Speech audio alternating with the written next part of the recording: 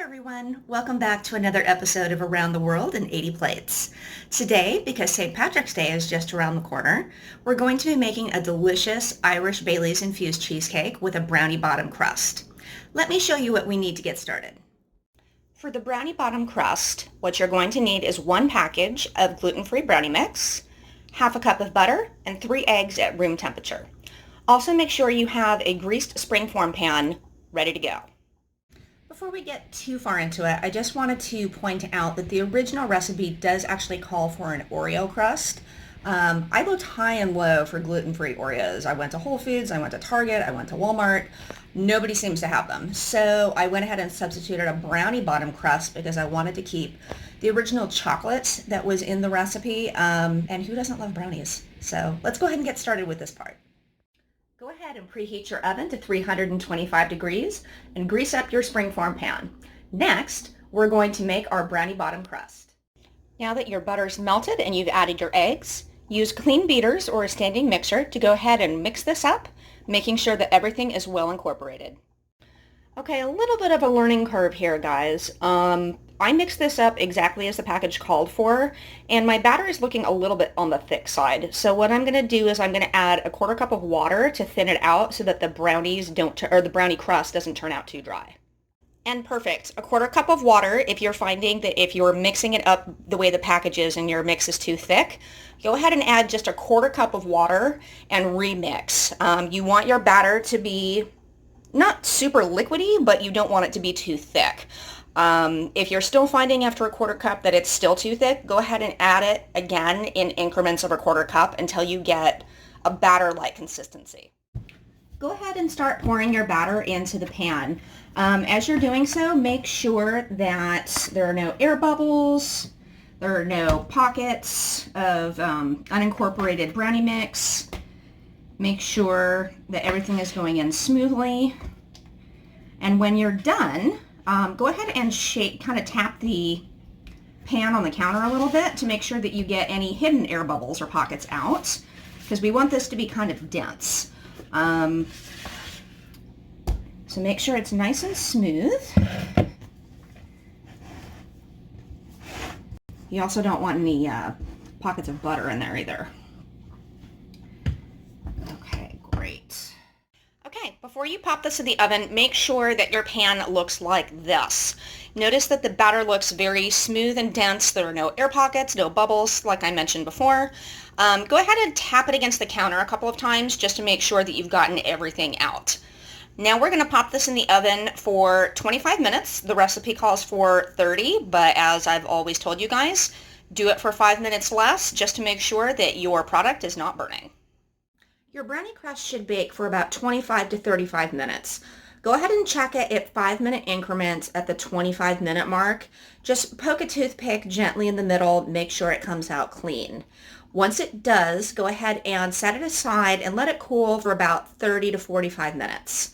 Once we're done there, I'm going to show you what we need to move on to the next step. To make the cheesecake filling, you're going to need 4 8-ounce bars of softened cream cheese, 1.5 cups of granulated sugar or temperature-stable sweetener. I'm using monk fruit. 4 large eggs, 1/4 cup of cornstarch, 2/3 cup of Bailey's Irish cream, and 1 teaspoon of vanilla extract. Before we get started on this next part, I just want to point out or talk to you a little bit about the cornstarch. The reason that we're using cornstarch in this recipe is because we're using so much liquid with the Bailey's, 2/3 of a cup.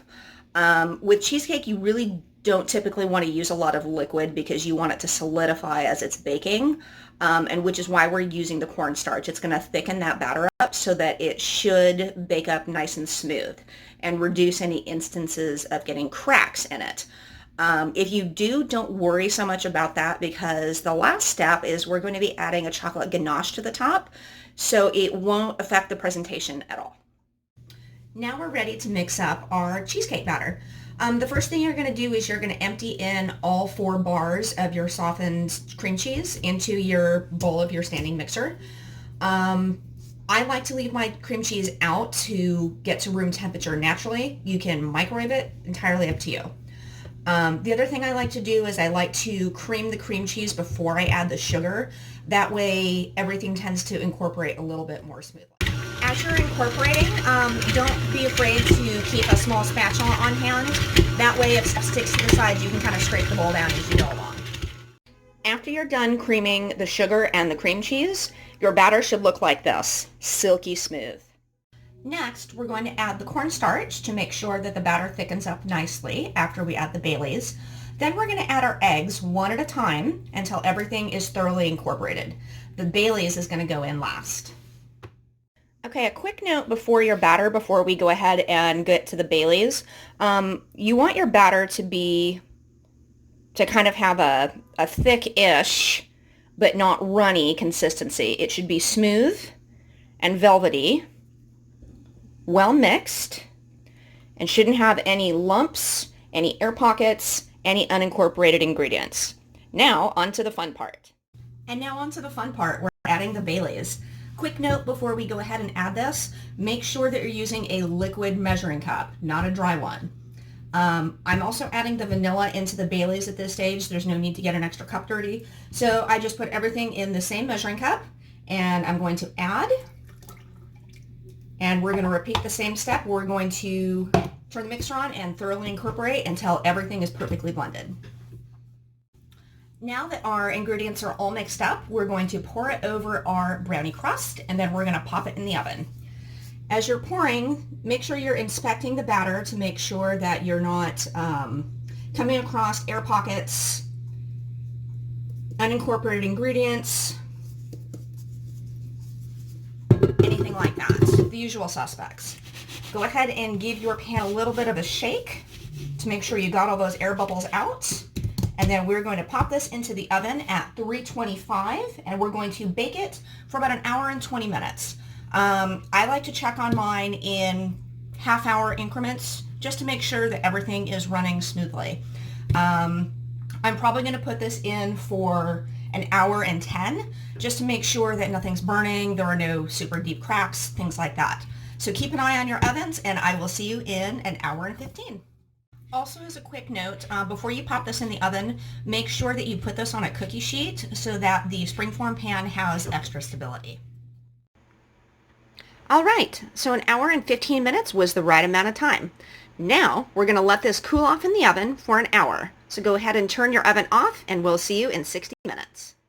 After your cheesecake is cooled in the oven for an hour, it's time to pop her in the fridge for 4 hours so that she can get completely cool before we move on to the next step, which is ganache. I know, an additional 4 hours. Sorry, I promise it's worth it. And we're back. I know it was a very long 4 hours, but I promise you your cheesecake had a good time spending that time chilling out in the refrigerator. Now it's going to look something like that. Notice how the sides have pulled away from the edge of the springform pan and the top is almost completely flat. That's exactly how you want it. Now what we're going to do is I'm going to show you how to make the ganache, and I promise this is the last step. What you're going to need for the ganache is 2 cups of semi-sweet or dark chocolate chips and 2/3 of a cup of whole whipping cream. Go ahead and get those ingredients set up, and I will show you what we need to do to get that last step going. In this next step, you're going to heat your heavy cream so that it's steaming but not boiling. You don't want to scorch it. Once you've heated up your heavy cream, you're going to pour it over the chocolate chips, and we're going to stir it up until the mixture is nice and creamy. I'll show you in just a moment. Keep on mixing. You want everything to be uniform in color and texture. When you're done mixing it up, your ganache should look like this. Thick and creamy, with no lumps, perfectly smooth. What you're going to do now is you're going to put this in the fridge for about 10 minutes. We're going to let it set until it's just a little bit thicker, and then we're going to spread it over the top of our cheesecake.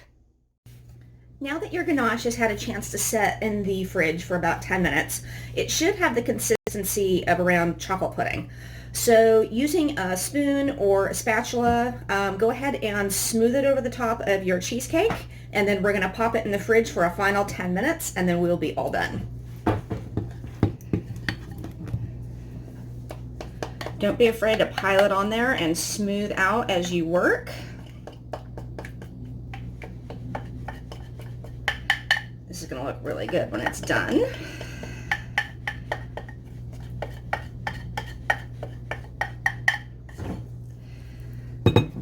And don't be afraid of going over the edges a little bit.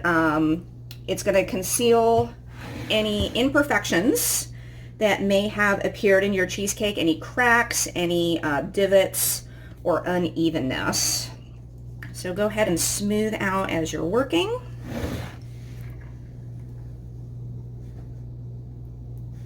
Just like so.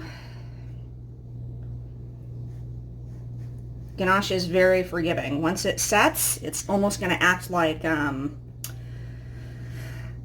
foundation. It's going to cover all manner of sins, and it's going to make the overall presentation look beautiful. All right, we are going to pop this back in the fridge, and I will see you in 10 minutes. All right, time for the big reveal. By this point, all of the ganache should have completely set, and it's time to take this off.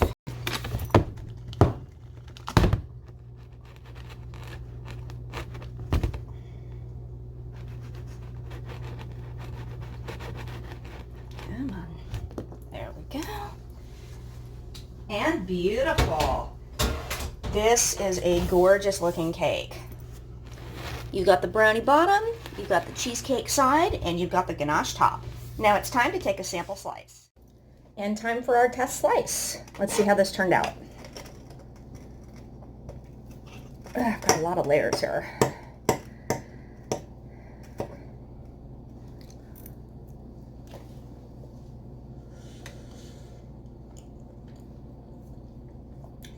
It's really, really good.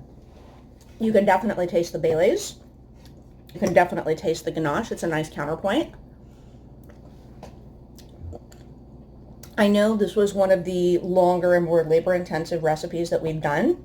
I think you'll really enjoy it, especially if you make it a day or so ahead of whatever event or party you're making it for, because the flavors will really have a chance to kind of blend together. I hope you enjoyed this installment, and don't forget to like and subscribe. See you guys next time.